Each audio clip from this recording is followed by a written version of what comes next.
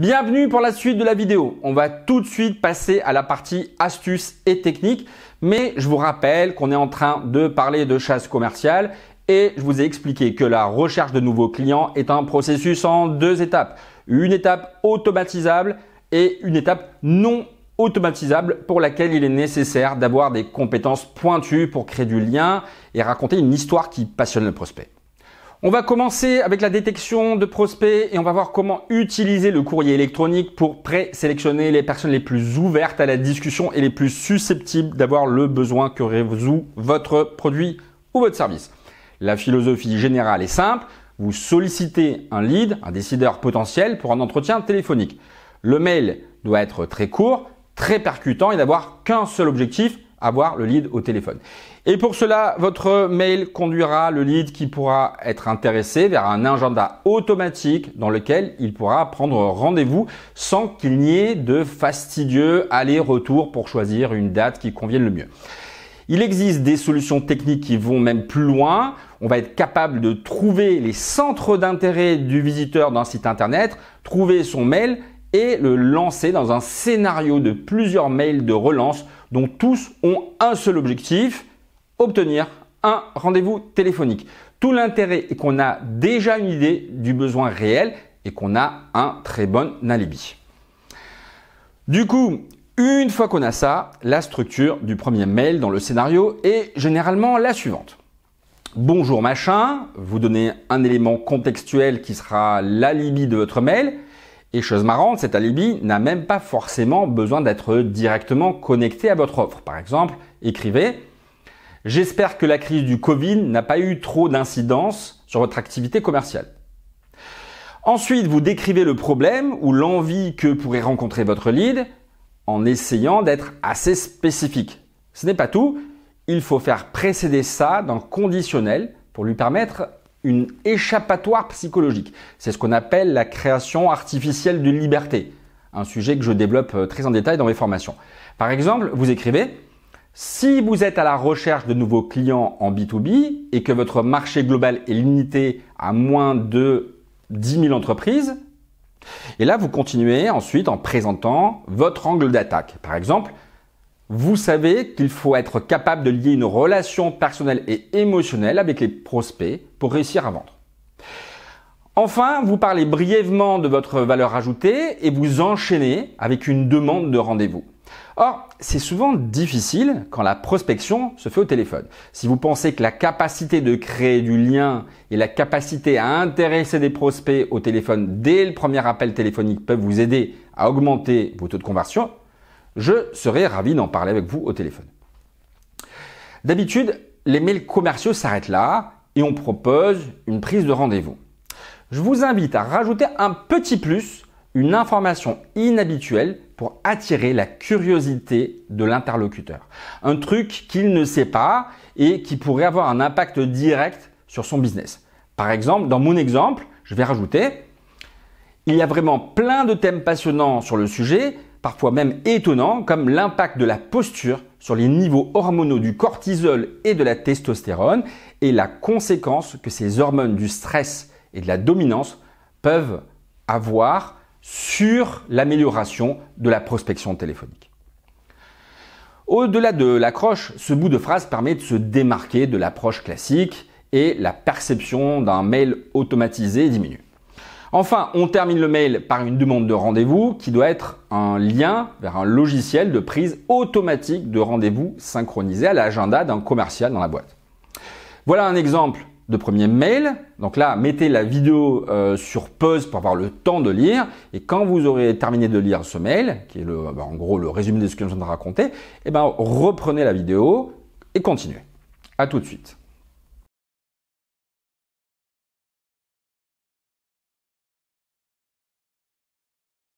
Alors, petite parenthèse commerciale, si vous êtes responsable commercial d'une entreprise avec au moins 5 commerciaux et que vous recherchez de nouveaux clients en B2B, le lien dans l'exemple est mon planning réel et vous pouvez y aller si vous voulez parler prospection téléphonique avec moi, car je peux vous aider à monter en compétences. Mais avant de vous donner des astuces directement liées au téléphone, on finit sur le mailing commercial. Une fois le premier mail commercial envoyé, viendra en général une série de 4 mails supplémentaires espacés de 7 à 10 jours avec des périodes de pause et des périodes de deuxième chasse commerciale. Ça peut être par exemple 3 mois plus tard. Ces mails de relance sont plus courts et l'objectif est de mettre un peu la pression à un lead pour qu'il prenne un créneau dans l'agenda des commerciaux. Alors c'est vrai qu'on passe un peu en force, mais on va compenser avec la qualité de l'appel téléphonique qui va suivre et c'est de ça que je vais vous parler maintenant. La question fondamentale est comment s'y prendre pour créer une connexion avec le prospect et comment l'intéresser. Il y a énormément à dire et je ne peux pas tout raconter, il faudrait 2 jours, mais je vais aujourd'hui vous dire la chose la plus impactante sur la réussite et je vous donnerai les connaissances techniques de base pour maîtriser tout ça. Ce n'est pas forcément une évidence, mais la chose la plus importante qu'il faut comprendre quand on fait de la prospection en B2B ultra qualitative, c'est qu'il est nécessaire d'occuper un maximum d'espace-temps auprès de votre prospect. Imaginez que vous avez acheté un nouveau smartphone, sachant que vous utiliserez aussi ce smartphone pour filmer en haute définition quelques vidéos à tourner dans le cadre de votre travail. Vous vous faites une idée de ce qu'il vous faut, vous définissez mentalement un cahier des charges, puis vous décidez d'aller dans un magasin physique, par exemple la Fnac. Une fois dans le magasin, vous vous renseignez auprès d'un vendeur qui représente une des 10 marques de smartphones qui pourraient correspondre à votre cahier des charges. Première hypothèse, le vendeur vous accorde 1 heure complète, répond à toutes vos questions, explique et argumente sur les avantages et inconvénients de votre téléphone. Tout concorde avec votre cahier des charges. Après 1 heure, il y a de fortes chances que vous achetiez le smartphone que vous a présenté le vendeur. Deuxième hypothèse, le vendeur n'a pas beaucoup de temps et vous accorde seulement 5 minutes. Très probablement, vous allez récupérer 80% des informations utiles pour faire votre choix. Mais il est probable que vous irez vous renseigner ailleurs sur les autres marques de smartphones avant de faire votre choix. Et ce n'est pas vraiment par manque d'informations. En réalité, pour résoudre un problème ou faire un achat, on accorde inconsciemment un certain temps maximal au-delà duquel cela ne vaut plus la peine de dépenser de l'énergie et du temps à faire des choix. Il faut passer à l'action. Pour acheter un nouveau smartphone, si le temps accordé a priori pour choisir un modèle est d'1 heure, le vendeur qui occupe 1 heure d'espace-temps ne laisse plus d'énergie mentale à l'acheteur pour acheter ailleurs. Son quota est épuisé. À l'inverse, si le vendeur n'occupe que 5 minutes d'espace-temps dans l'heure inconsciemment dédiée à choisir un smartphone, l'acheteur va continuer à réfléchir et se renseigner jusqu'à atteindre ce quota. Finalement, on n'achète jamais le meilleur rapport qualité-prix, on achète toujours la première solution acceptable dans le cadre du temps qu'on accepte de passer à prendre une décision. Plus vous arriverez à occuper d'espace-temps chez un client en B2B et plus vous augmentez votre probabilité de vendre.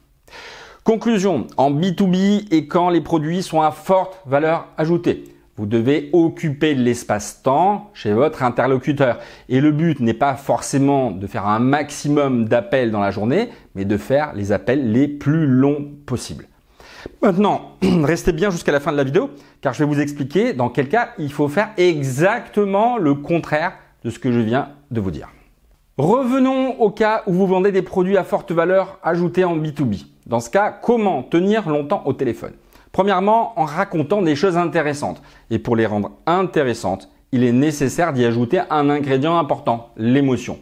En effet, en parlant au cerveau émotionnel de votre prospect, cela lui permettra de mieux retenir ce que vous racontez et votre prospect sera même capable d'en parler à d'autres personnes de l'entreprise plus facilement. Pour que quelque chose soit intéressant, tout en touchant les émotions, il faut que ce que vous racontiez ait la structure d'une histoire. En anglais, on appelle ça le storytelling. Il faut donc faire du storytelling de vente. Comme par ailleurs, il faut tenir longtemps au téléphone, il faudra avoir plusieurs histoires prêtes à l'emploi que vous utiliserez en fonction de ce que vous dira votre interlocuteur. Ces histoires ne peuvent pas être improvisées car elles doivent suivre une structure bien particulière. Et ce qui est génial, c'est qu'on a une continuité incroyable dans la structure d'une histoire, que ce soit une histoire de vente, un dessin animé, une étude de cas ou n'importe quoi d'autre. C'est toujours dans l'ordre suivant pour plein de raisons que je ne peux pas résumer en 10 minutes. Premièrement, la description d'une situation. Deuxièmement, la description d'un problème. Troisièmement, la description des conséquences négatives du problème. C'est une partie ultra puissante de l'histoire car elle s'adresse au cerveau reptilien du prospect et active des émotions. Et j'en dirai pas plus pour l'instant. Quatrièmement, la description du gain pour le client de trouver une solution qui correspond à ce que vous vendez. Un des trucs importants des histoires de vente, c'est de ne pas parler de son produit pendant les 4 premières phases d'une histoire. Alors juste pour info, mais j'ai pas trop le temps de développer, il existe environ 7 catégories d'histoires de vente et chacune de vos activités peut correspondre à des types différents d'histoires. Autre chose hyper importante, c'est une erreur faite par ceux qui ont franchi le pas et racontent une histoire de vente, c'est de penser qu'il est suffisant de connaître une bonne anecdote, une bonne histoire à raconter.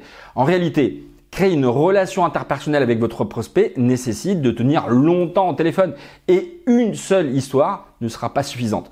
Vous devez connaître toute une palette d'histoires qui portent sur divers sujets en rapport avec les attentes de vos clients.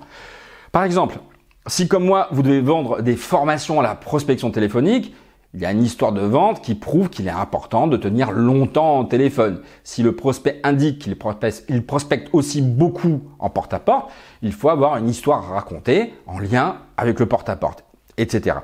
Il faut considérer les histoires de vente comme des outils d'argumentation et de conviction puissants qui doivent être utilisés au bon moment. Inutile d'utiliser un tournevis pour enfoncer un clou ou un marteau pour enfoncer une vis.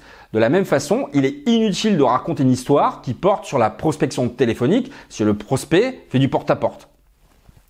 Il vous faudra probablement connaître 4 à 6 histoires qui correspondent à des éléments importants dans les attentes de vos clients. Dès lors, comme il y a plusieurs histoires à connaître, il est tentant de penser qu'on sera capable d'improviser ces histoires à fort impact. Malheureusement, l'improvisation, elle ne fonctionne pas. Ça ne fonctionne pas. Il est nécessaire de créer des histoires, les travailler à l'écrit, puis s'entraîner à les raconter jusqu'à les connaître par cœur. Une fois qu'elles sont connues par cœur, on peut les oublier pour improviser à partir d'histoires déjà bien maîtrisées. On vient de voir l'usage des histoires de vente pour tenir longtemps au téléphone. Mais c'est pas tout. Vous allez pouvoir utiliser la technique psychologique dite du pied dans la bouche pour occuper encore plus d'espace-temps chez votre prospect. Il s'agit de rebondir sur des informations que vous avez du client pour aborder des sujets légers et qui ne sont pas nécessairement directement liés à ce que vous allez lui vendre. Ce type d'échange a lieu quand la conversation a déjà avancé et qu'un début de relation interpersonnelle a eu lieu. Ça ne devrait pas arriver dans les 10 premières minutes d'un appel téléphonique ou alors il faut que vous soyez déjà hyper compétent et hyper à l'aise. Alors il y a des sujets faciles et des sujets interdits. Je ne vais pas lister tous ceux qui sont faciles à exploiter, mais sachez qu'il est par contre interdit de rebondir sur un sujet de société, quel qu'il soit, c'est suicidaire. Tout ce que je viens de vous raconter concerne les entreprises en B2B qui vendent des produits chers et pour lesquels le temps du commercial est moins important que la réussite dans la vente. Ça correspond tout particulièrement au système compétitif dit en impasse concurrentielle dans lesquels il est difficile d'innover et où toutes les entreprises font quelque chose de similaire aux yeux des clients. C'est un des 4 types de compétition dans lesquels la création du lien interpersonnel est primordiale pour vendre. Il existe une deuxième approche de la prospection téléphonique quand on vend des produits pas trop chers ou alors très différenciés. Dans ce cas, la typologie du système compétitif est différente et les règles du jeu en prospection commerciale sont complètement différentes. On tombe alors sur une structuration de la chasse commerciale au téléphone plus classique. On fait de l'abattage, on passe 150 coups de fil par jour pour qualifier un lead et on lui propose immédiatement un deuxième rendez-vous téléphonique durant lequel on lui fera une démonstration du produit ou bien durant lequel on lui expliquera comment fonctionne son produit. C'est parfaitement adapté pour des marchés dont la typologie des systèmes compétitifs est dite spécialisée, de volume ou fragmentée. Enfin, je rajouterai une troisième façon de prospecter, très difficile et détestée par les commerciaux, appelée à froid. C'est la méthode la plus brutale, mais elle fonctionne tout particulièrement si vous avez réussi à mettre la main sur les coordonnées directes du responsable et à la seule condition que le commercial en charge de la chasse soit brillant. Je vais essayer de tout vous résumer en quelques phrases. L'organisation de la chasse commerciale au téléphone en B2B se scinde en deux phases. 1. Une phase automatisable qui doit mimer le travail de fourmi d'envoi de mail à la main à un interlocuteur donné. Deuxièmement, une phase d'appel de prospection téléphonique qui doit être plus artisanale et cela d'autant plus que les produits ou services à vendre sont à forte valeur ajoutée et dans des systèmes compétitifs dits d'impasse concurrentielle. Si vous travaillez en B2B, que vous avez une équipe de 2-3 commerciaux au minimum et que vous voulez améliorer votre efficacité en chasse commerciale pure, j'espère que je vous ai convaincu que mixer l'automatisation d'emails commerciaux et acquérir un haut niveau de compétences en prospection téléphonique mène à une amélioration des ventes.